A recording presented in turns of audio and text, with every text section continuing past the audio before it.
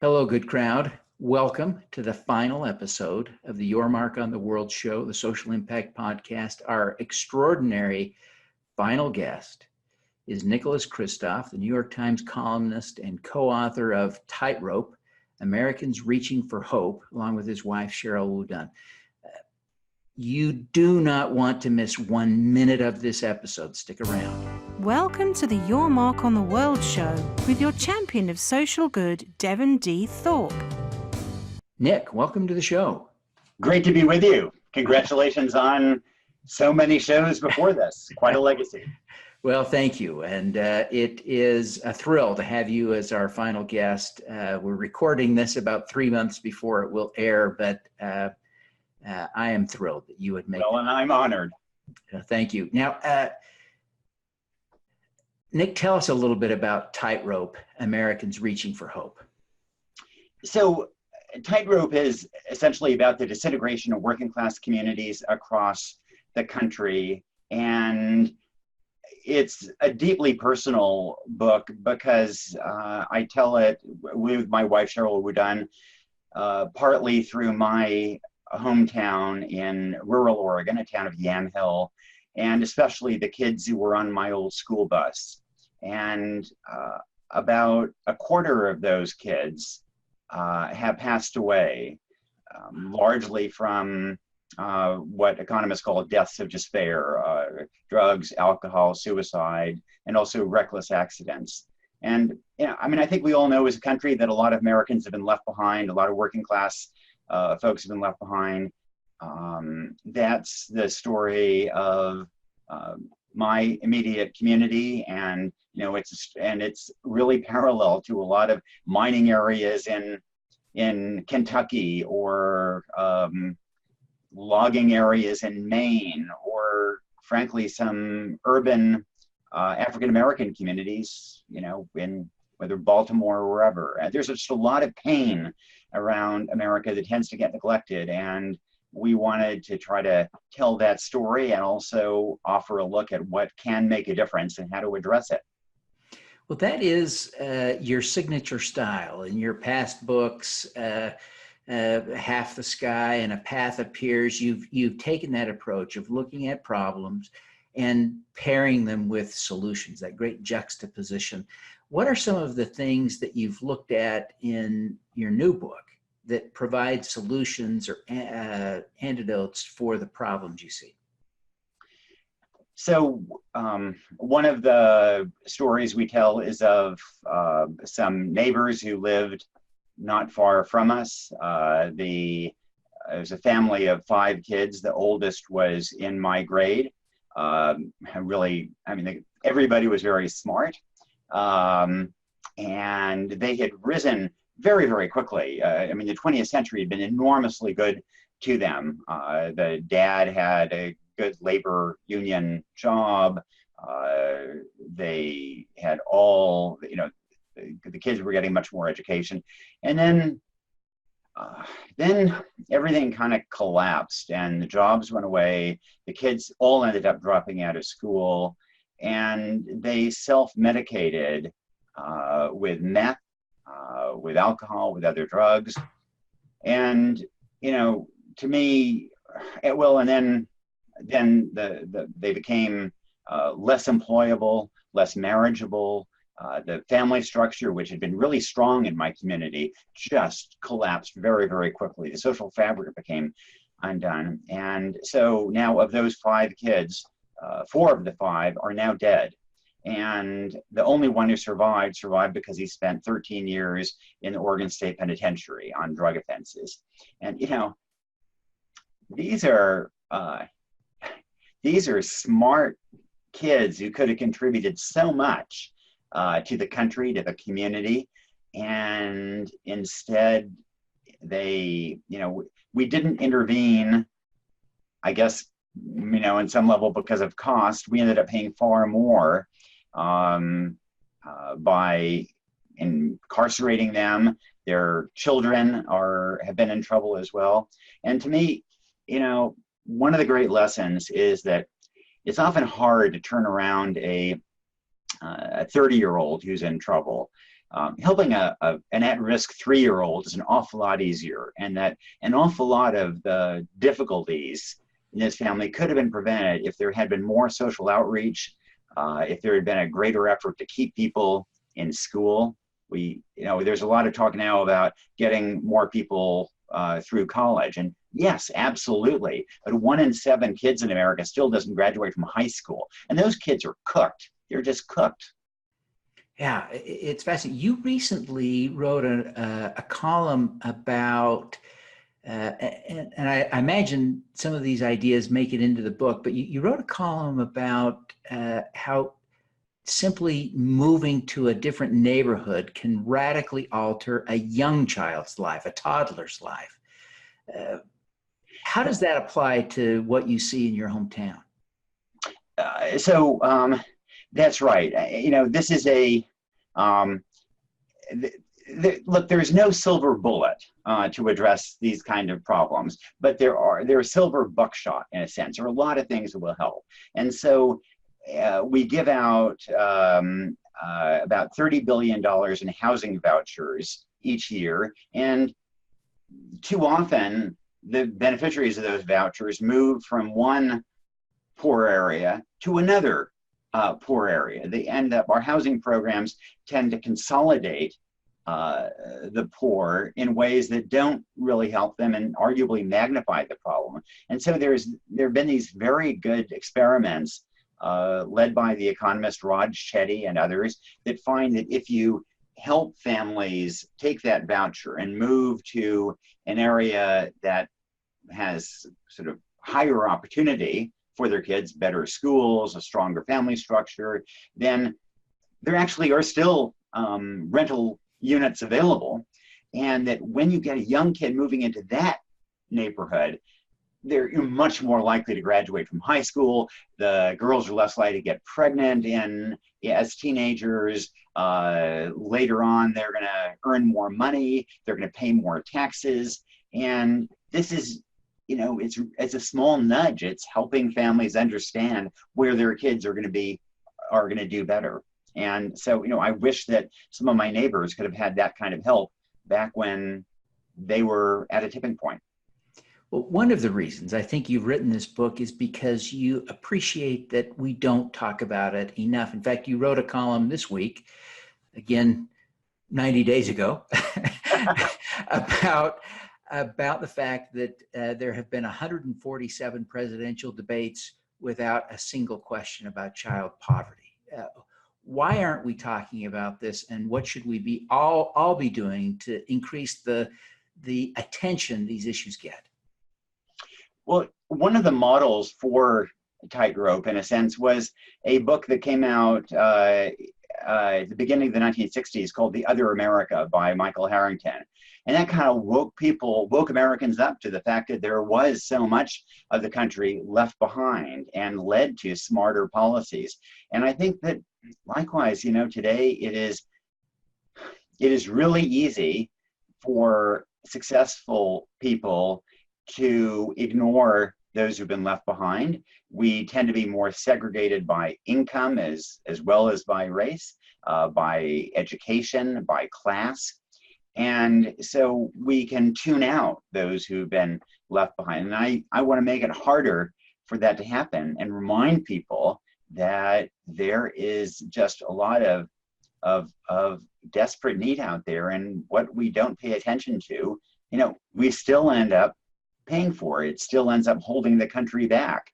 The U.S., I tend to think of education as one of the best predictor of long-term outcomes for countries. The U.S., we pioneered mass education in this country. We pioneered mass high schools. We pioneered mass tertiary education. And as recently as the 1960s, we were #1 in high school attendance. Now we rank number 61. And that doesn't just hold back those high school dropouts, it holds back our country. Well, and the entire world it suffers when we suffer. So it is what an enormous problem. You highlighted something that was extraordinarily painful recently, and that is babies born addicted to opiates.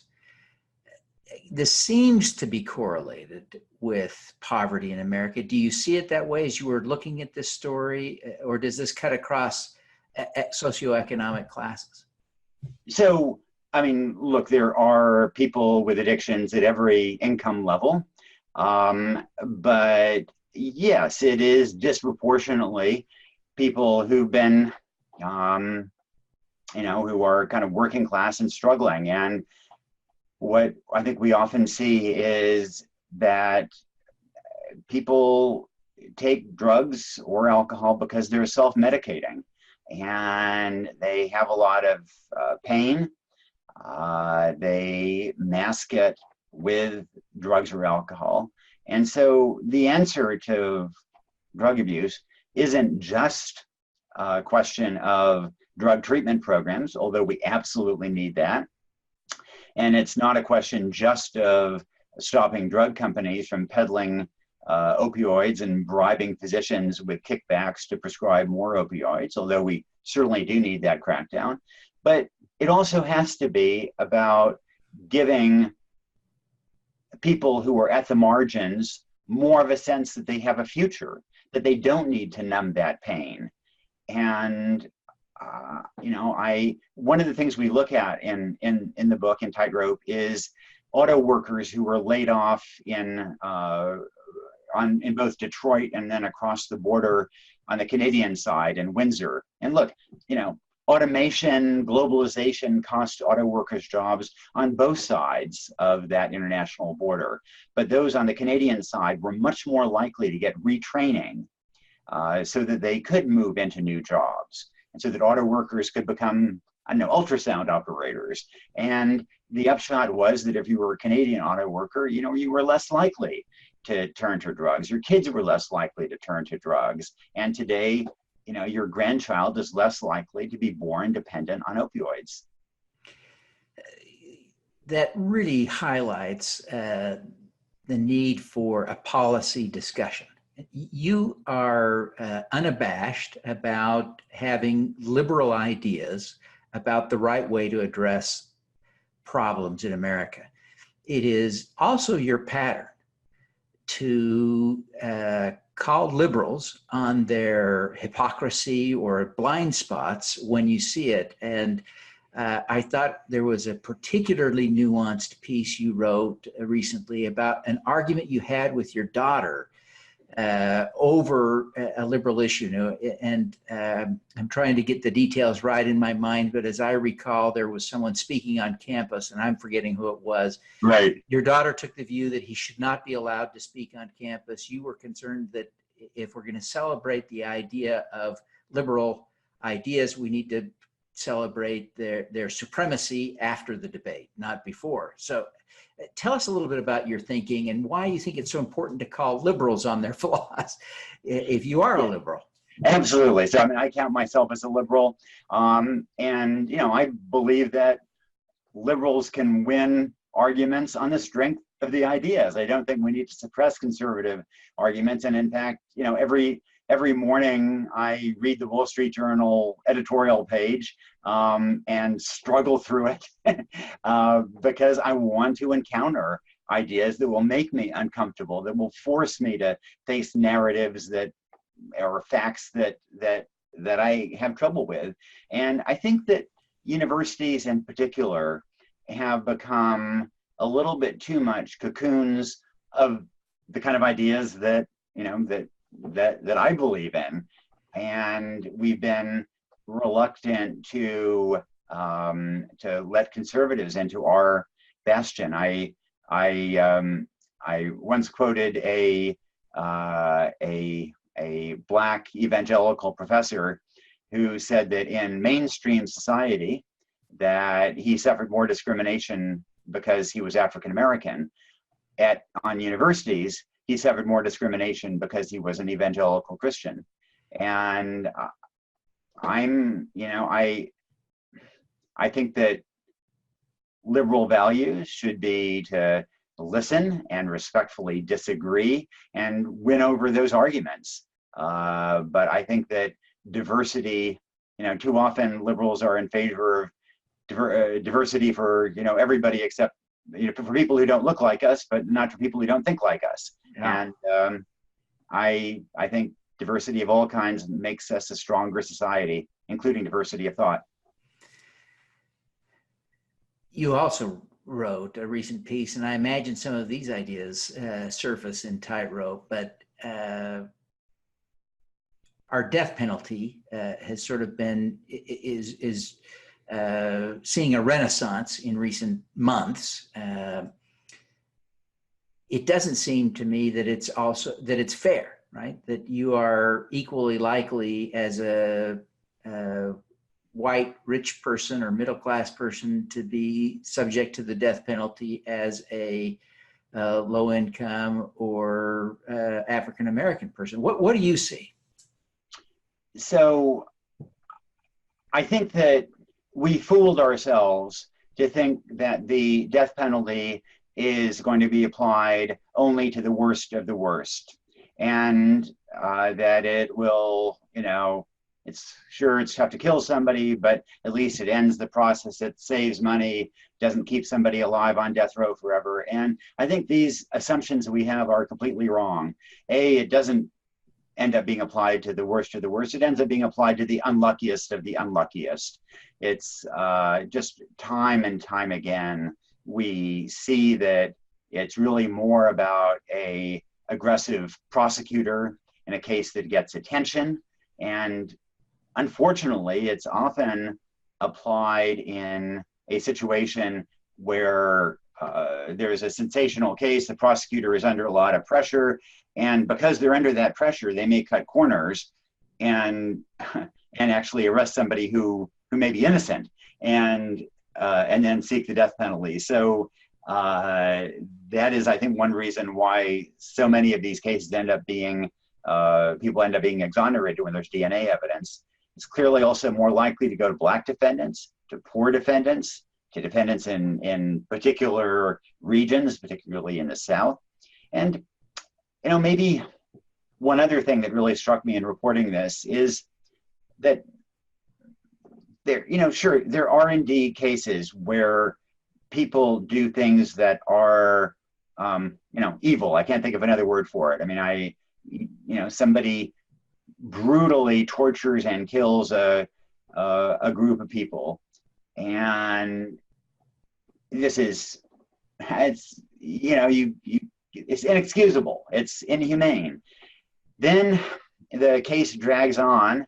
The person is in prison all these years, gets an education, and 25 years later, they end up executing for that inhumane crime a nice, gentle 50-year-old guy who is not recognizably the same person as that kid who brutally killed a few others. That's kind of a philosophical question, but you see that again and again, and partly because of these long delays. Of course, we don't save money with executions. It ends up costing far, far more money to sustain a system and execute people who, some estimates are that about 4% of those on death row are innocent. So I think this is a broken system. I think someday we will look back with profound regret at the capital punishment. Nick, you've earned not one but two Pulitzer Prizes. You're extraordinarily accomplished. What are the key lessons you take from your career? Well, and there's an aphorism that I often cite: that talent is universal, but opportunity is not. And so I went to this small rural school, and I just hit the jackpot moment after moment after moment, that in a way that was extraordinarily fortunate. I had parents who, read to me, who I was surrounded by books. I applied to Harvard, and there was somebody on the admission committee who was from rural Oregon and loved the idea of a farm boy in our class, and so I was admitted. You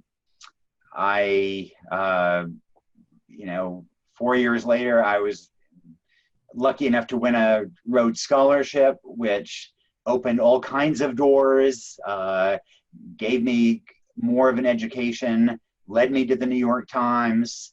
There were editors at the Times who took chances on me. And so I ended up having this string of doors that opened up magically for me as I approached. And, you know, I mean, absolutely, I think I worked incredibly hard, and I think I had, you know, some genuine talent to bring to the table. But there were so many others, you know, in my high school who had talent. And I know that if I had been in somewhat different circumstances in some of these families, then instead of being in this interview, I would be struggling with my meth addiction or whatever else. And so there's this aphorism that the talent is universal, opportunity is not. I think that's one of the things I've really taken away from my career, and is one reason I've been so focused on trying to shine a light on these issues. Talent is universal, but opportunity is not. That is profound.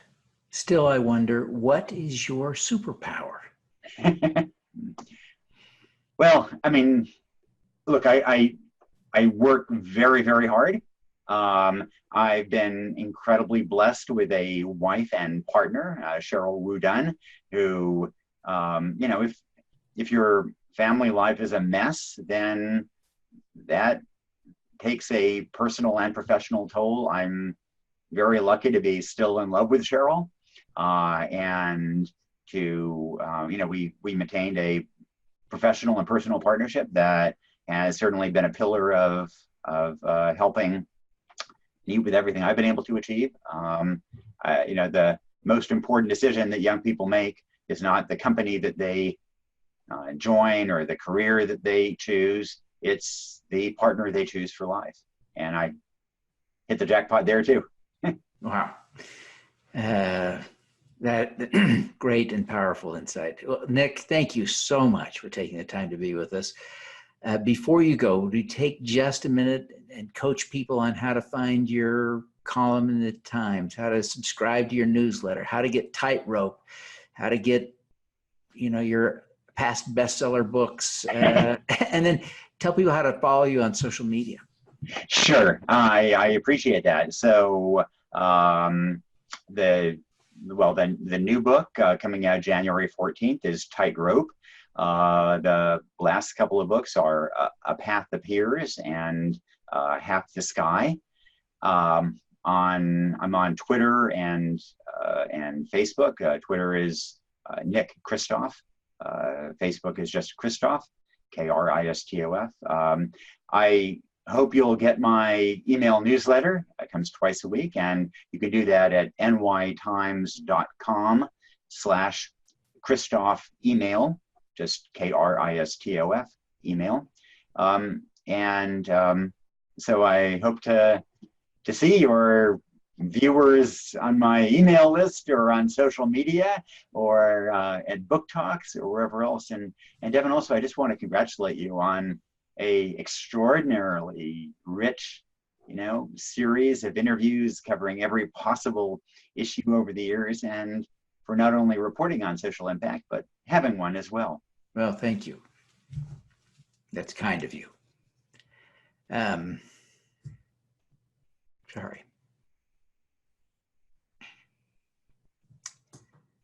Thank you for taking the time to be with me today, and I wish you every success in your career as you continue to shine a light on these important issues.